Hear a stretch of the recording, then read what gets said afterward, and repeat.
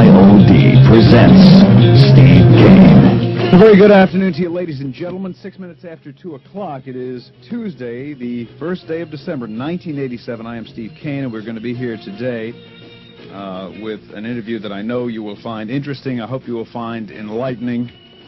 My guest in studio, Yahweh Ben Yahweh, a figure of considerable renown in the Miami area.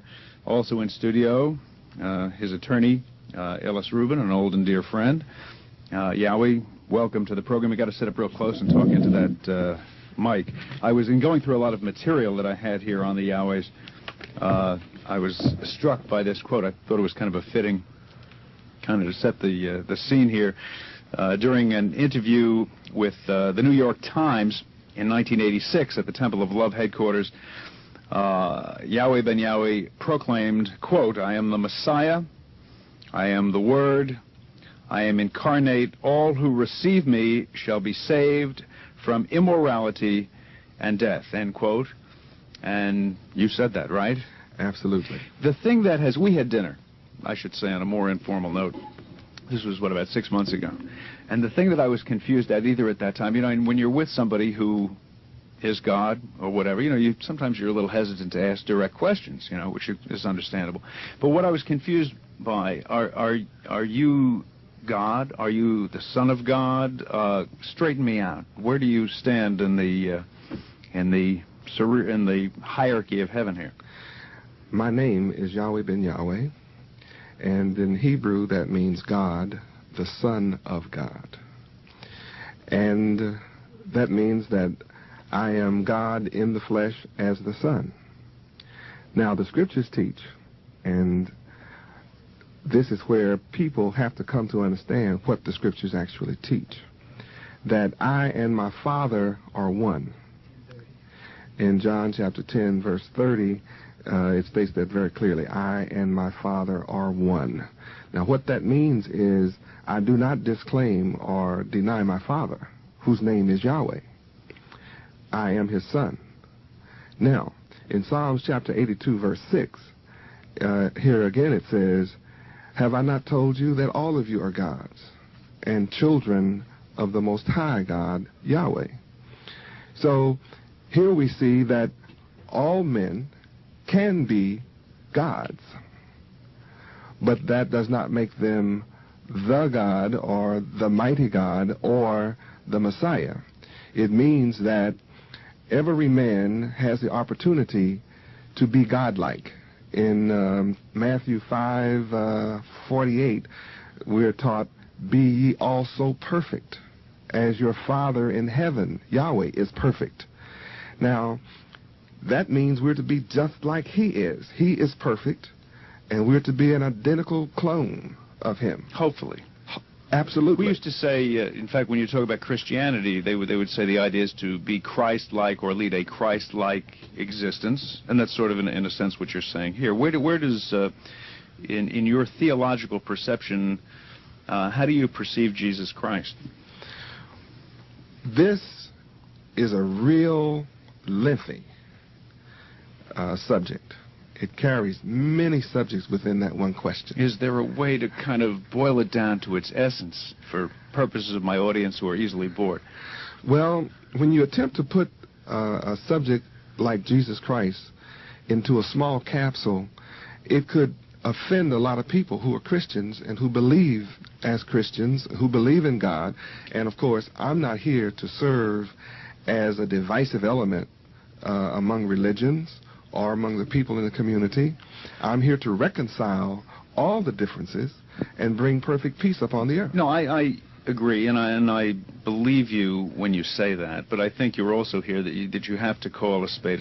You have to be straightforward and, tell the truth. And, I run into this on my show all the time. I try as best I can within the limits of my comprehension to tell the truth, and sometimes it does offend people. You have to be willing to take that risk if you want to be straight with people. We must understand that.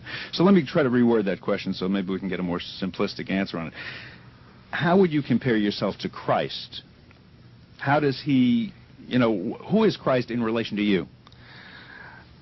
I am Yahweh's Christ.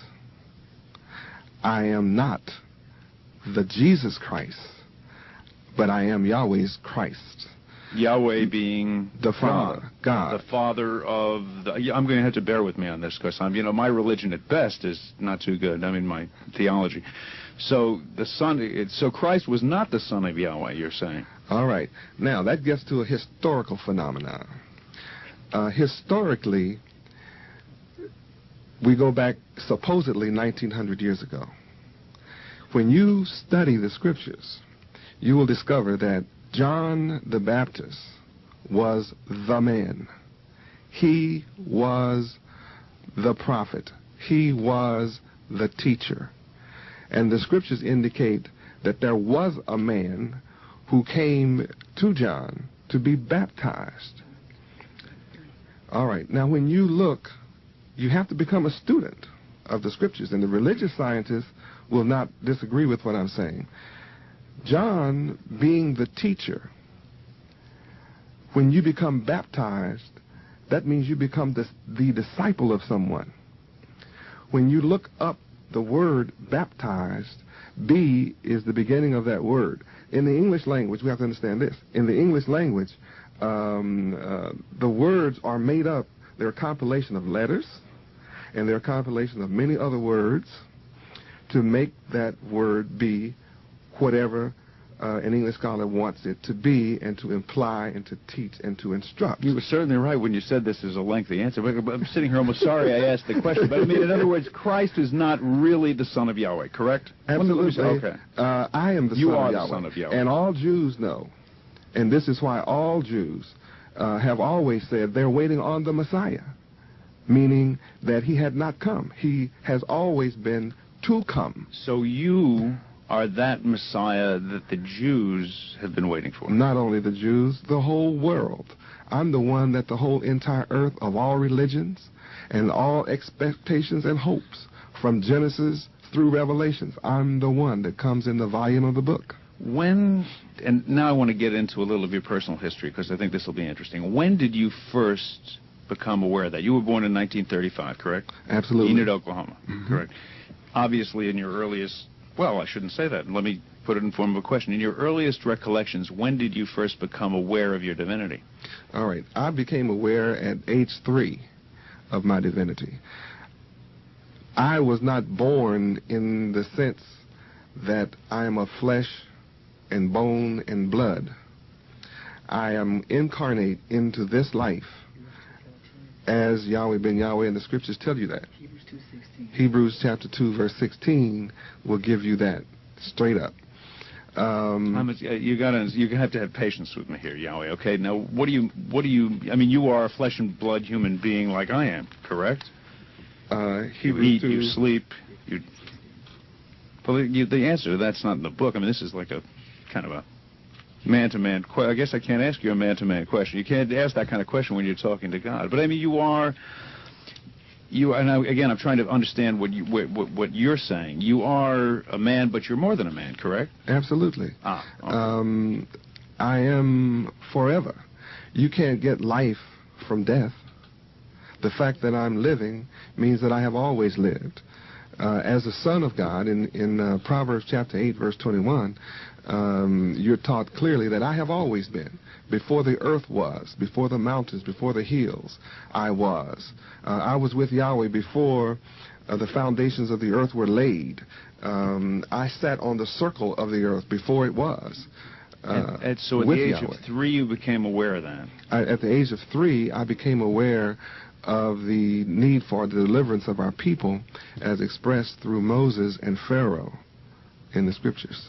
And I used to demonstrate that every Sunday. Your dad was a preacher as well, correct? Was and still is. Was and still is a preacher. What is your first recollection of sharing this knowledge of your personal divinity with your father? I shared it with my mother. I see. Not your father, though. No. He's not my father. Yahweh is my father. He's the biological chain through which I have come.